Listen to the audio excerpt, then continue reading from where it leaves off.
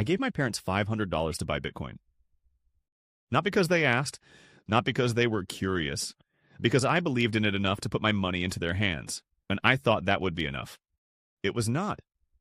What happened over the next 3 months taught me more about Bitcoin than 18 months of reading ever had.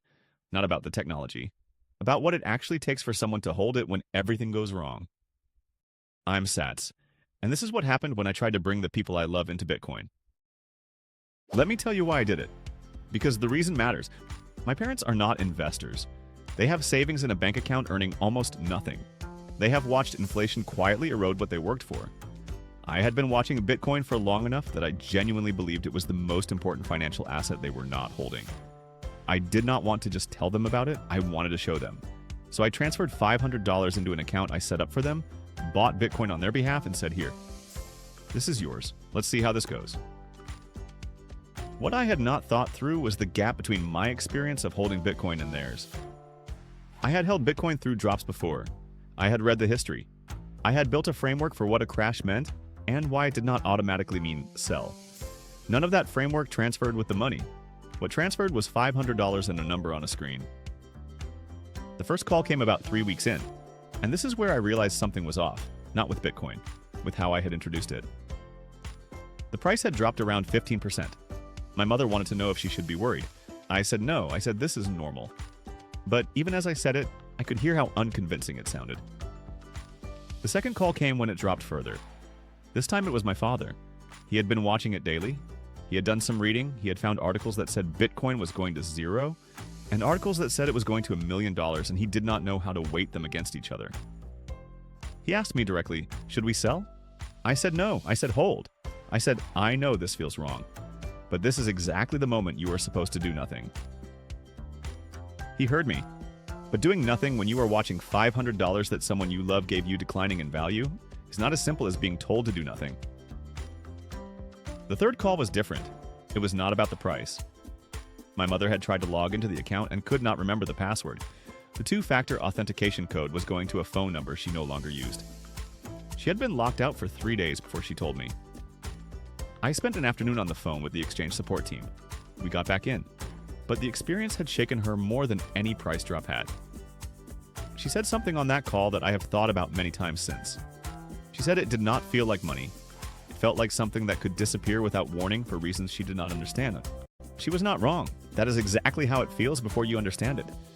And I had handed her the feeling without the understanding. And this is where I got it completely wrong.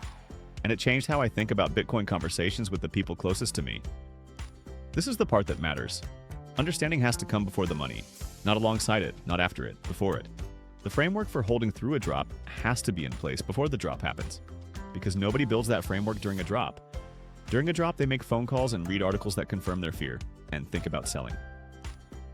I could not give my parents Bitcoin. I could only give them a number on a screen that moved in ways they had no context for.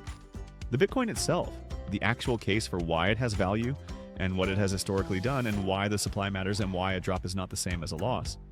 That had to be earned through their own reading and their own thinking. I could not transfer it with the money. What I should have done was spend the 3 months before the transfer helping them build the framework.